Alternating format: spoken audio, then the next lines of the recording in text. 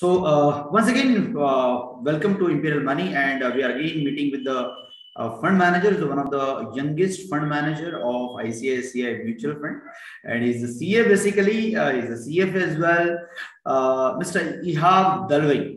Mr. Ihab Dalwai is managing the infrastructure fund. He's managing FMCG fund as a lead fund manager. He's even assisting as a co-fund manager into the business cycle, balance advantage, and multi-asset fund. ये सारे funds sir manage करते हैं. So welcome on the show of Meet Your Fund Manager, sir. Yeah, sir. Yeah, thank you so much for having me. Thank you. Thank you, sir. So journey चालू करते हैं sir without delaying. वापस किसी fund manager से ये ना पूछा जाए कि करंट बाजार का सिचुएशन क्या है और तो क्वेश्चन अधूरा रहता है. सो अगेन सर आपसे जानना चाहेंगे कि what is the current market situation, your sharp view, आपका एक शार्प व्यू और मैनेजिंग आप बिजनेस साइकिल की भी बिजनेस साइकिल फंड में मैनेज करें सर. तो आपका एक व्यू पॉइंट ऑन दिस कि कैसे इस बिजनेस साइकिल फंड में या फिर इस कौन सी साइकिल को ग्रैब किया जाए. Yes. Yeah, okay. Thank you for the question. So, see, I'll just take a few steps behind and 18-24 months pehle jo hua tha, like with the onset of COVID, what had happened was that market had collapsed very sharply.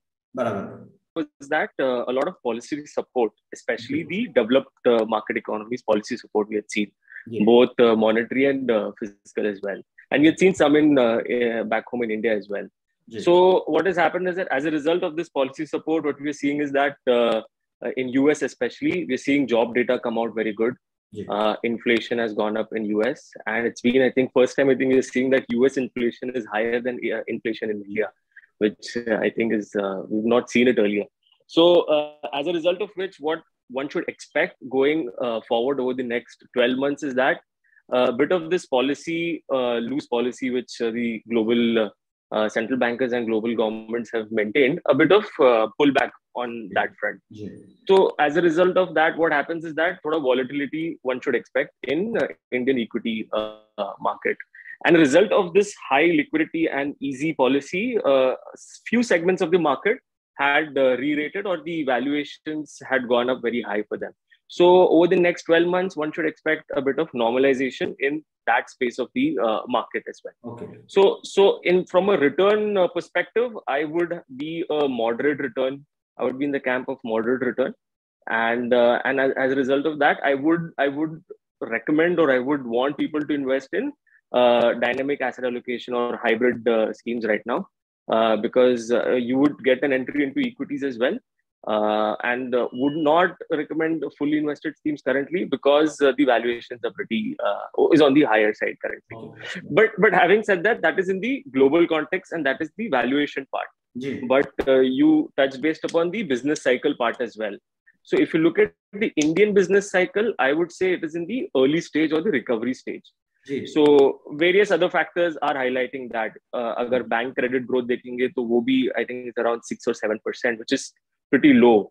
If you look at another data point is if you look at four-wheeler sales, we continue selling the number of cars which we sell is similar to what we sold 10 years ago. That is, so that is one indicator. Another domestic cyclical is that real estate also is a domestic cyclical. So that also is not anywhere close to what we had seen in the historical peak. So if you look at various cyclical indicators in the domestic side, we are not anywhere close to the peak. So we are in a very, if we are in the early recovery or an expansionary phase of the business cycle. Right. Yeah. So आप एक और fund manage करते हैं, that is infrastructure. तो correct. Infra looks cheap. I met with so many fund managers and most of the people are saying कि infra थोड़ा सा cheap लग रहा है, बहुत स्टोरी नजर आ रही है.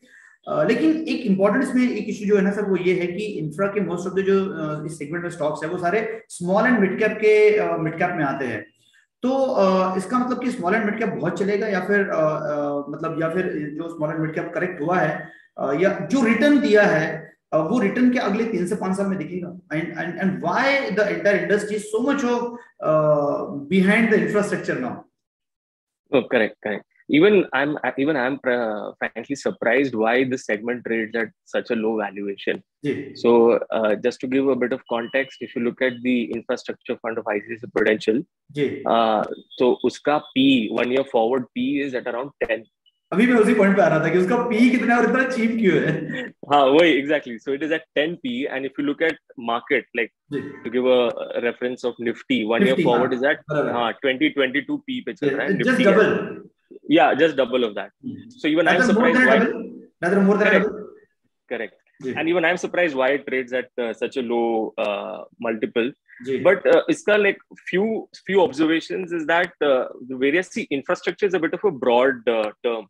So बराबर. within that, you will have construction as a segment, you will have power companies as a segment, bank you भी will डाल have देंगे सर आपको. sorry, बैंक भी डाल देंगे फिर तो.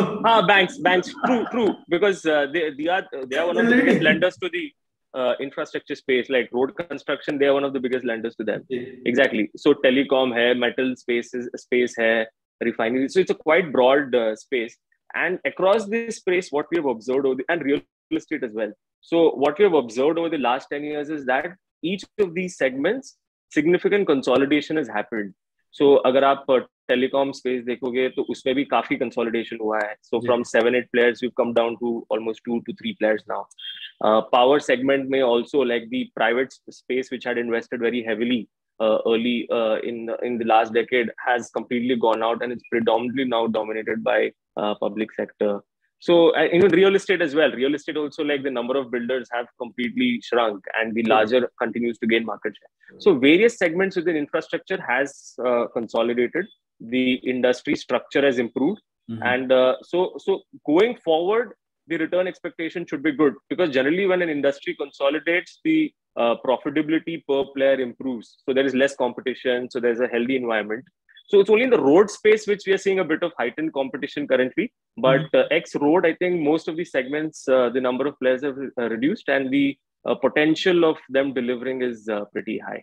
And the focus of the government has also been there. Like over the last 3-4 years, you've seen the increased spend of the government on road, on railway. Water also is a big spending tool or avenue for the government. Metro is also a big spending this area.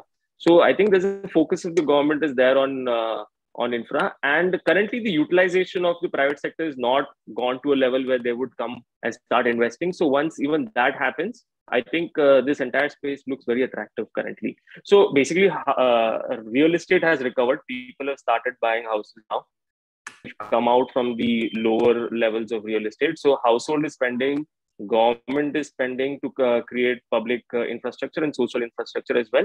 It's only the corporate private sector which is yet to start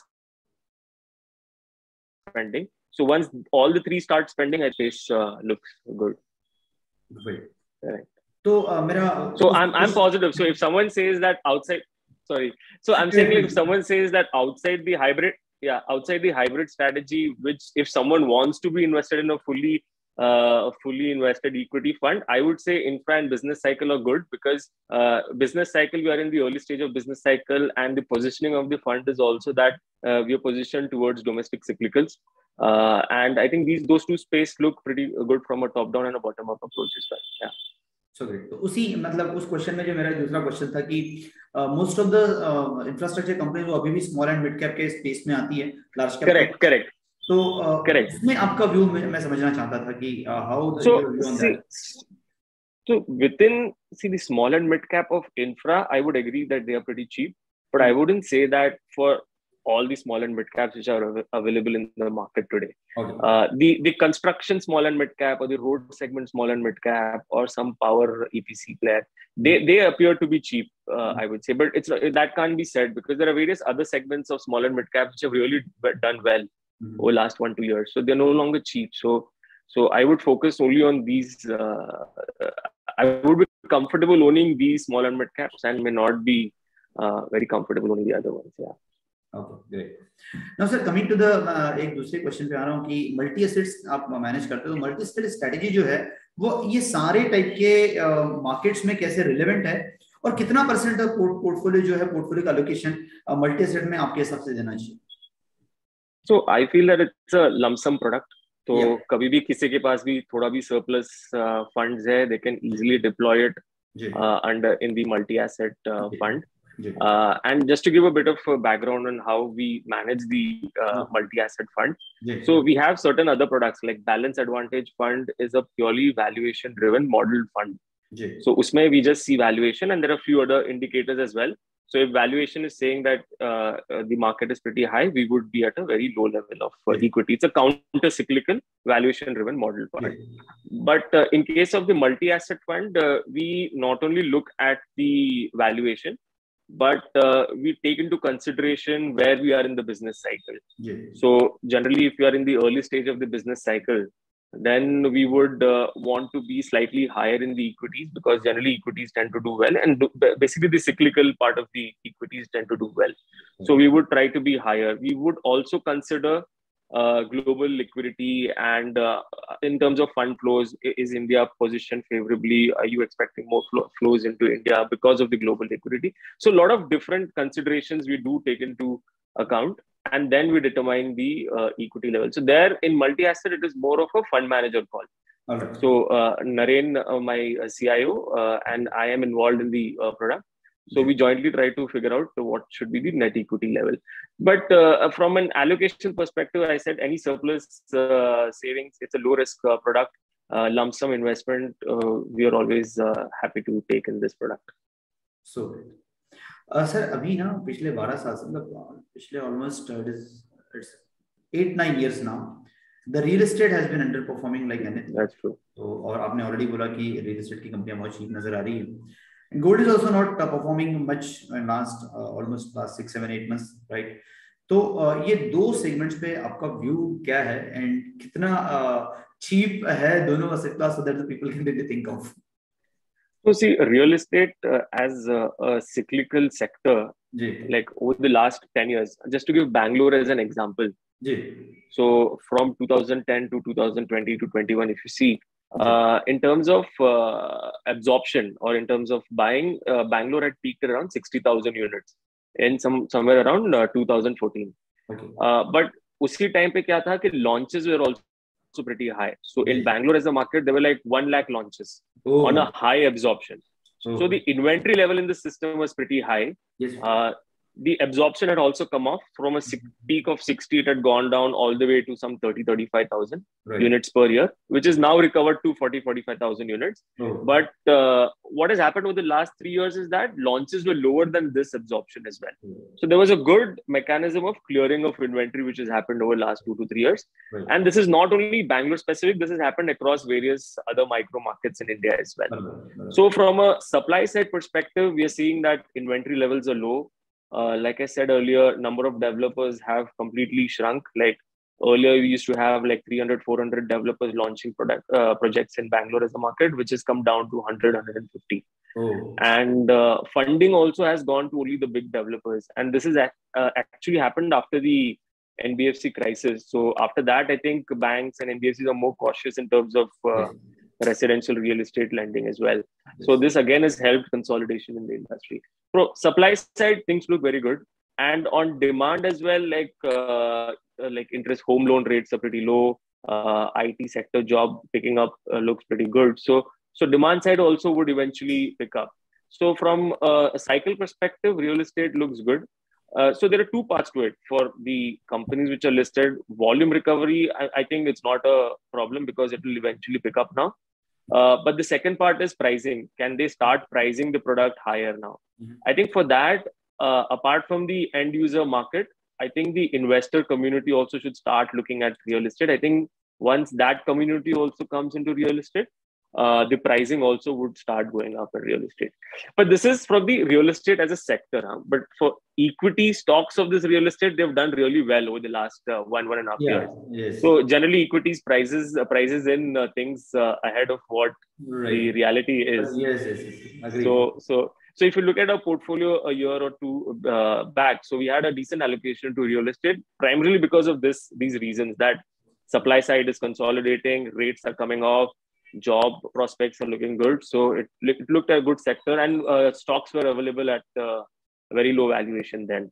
But now I think the stocks have gone ahead of the fundamentals currently, but as a sector, it looks good, I would say.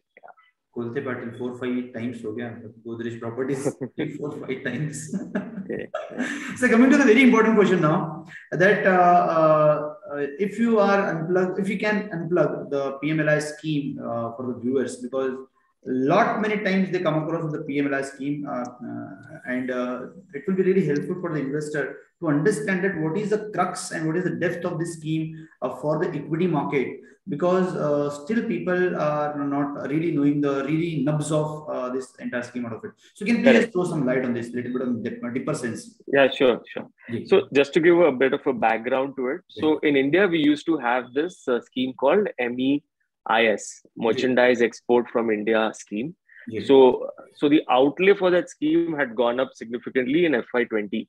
So I think we used to budget around 15 to 20,000 crores, which had gone up to 45,000 crores in FY20. Then ultimately government removed that scheme and has introduced some other scheme in place of that. But along with that, we've introduced the PLI scheme, Production Linked Incentive Scheme. So it covers a lot of sectors currently. And the good part about the scheme is that the government is very proactive in terms of identifying the sectors or segments where the need is.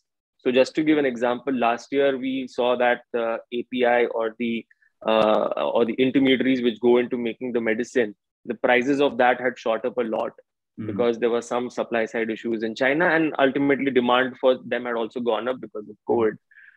So government was pretty quick in introducing the PLI scheme for APIs as a segment.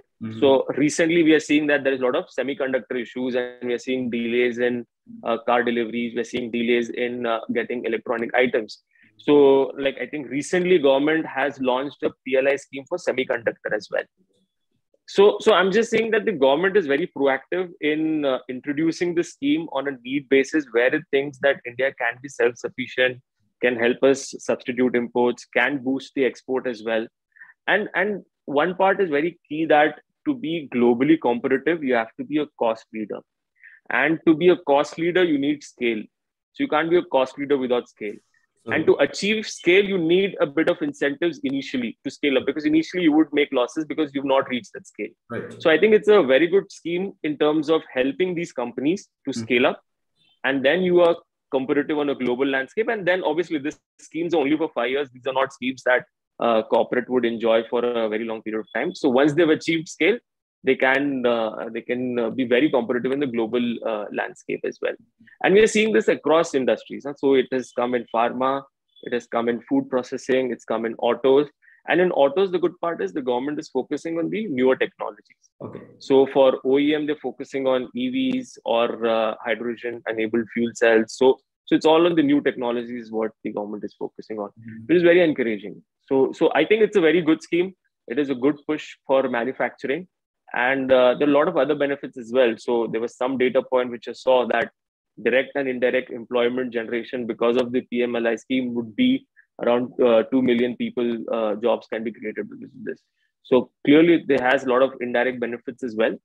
So I would say it's a very good scheme and a very timely scheme. So great. So इसका मतलब EPS या earning perspective में आपको long term में Nifty में क्या कितना density या कितना स्ट्रेंथ नजर आता है, मतलब क्या ऐड निफ्टी EPS में कितना ऐड होने के चांसेस आपको नजर आते हैं इसमें से? Correct. So see, the participants into the scheme are a bit of the unlisted space as well. So if you look at the electronics scheme or the handset scheme, so a bit of unlisted space participants were there. Few beneficiaries have been in pharma, there have been listed companies who got benefit out of it. And it will be a bit early to say because most of these schemes have been announced, but the bidding has not been completed. So one bid which has been completed is the solar modules or panel bid, where government had initially envisaged, I think, around 4,000 or 5,000 crores of PLI. But seeing a very huge demand or people wanting to set up capacity, it has increased the allocation to these schemes. But here again, there are listed space here, but I would say it's not very clear how much it would add to Nifty or the listed space, because there are quite a few unlisted players as well. So this a part of it is to encourage these global big players to come up and set up their capacity in India as well. So that one of the reasons for this PLI scheme is that as well. So So just last but not least is a very important question again, that how EPS growth you're looking down the line next 3 to 5 year time, and just मतलब reason आपने बहुत सारे दिए हैं, and what sort of the people really should get aggressive on keep breaking their deposits and again taking back money to the market. What is your message for those people? So one thing, see, like I said, the one way of looking at it is, so potential of return is a function of your multiple and your earnings growth. So if multiple is going to compress, then I think there can be some less returns expected, but the earnings growth potential is pretty decent. So that's what I keep saying, multiplicity cycle. So just to give some context, in 2007-8, corporate profitability to GDP was around 8%. Right. Currently, it's at around 3 or 4%. So one can't say that we've reached the multiple of 7-8, but you have to look where the earnings are currently. Similarly, if you look at earnings growth in 7 and 8, it was a 25% CAGR for last 5 years. It's 7 and 8, versus currently it's only a single-digit CAGR. So one should not just get too worried just looking at the high valuation. Should find segments of the market which look attractive, and like I said, the business cycle looks attractive. So I would try to position myself in domestic cyclicals, which includes banks. So banks look good currently, and these are like reasonably priced banks, not the expensive pack. Private sector reasonably priced banks look attractive today. Another domestic cyclical is autos. Like I said, the numbers have been very poor over the last so many years. So autos, be it four-wheelers or CV cycle, looks pretty good currently. And along with that, there are like the infra names, construction stocks look good, and real estate also looks okay currently. So it's the domestic cyclicals, I would say. And earnings estimates, so these are not like, we don't forecast earnings, but these are numbers which experts in market keep saying. So this year was expected to be pretty strong at 30%. Next year it's going to be at around between 15 to 80%. So FY23, one can expect around 15% or 18% earnings growth. So even if you see a bit of multiple correction, so that's what I said. The end conclusion comes that return expectations have to be moderate. Only reason because valuations are ahead. From a cycle perspective, things look pretty good.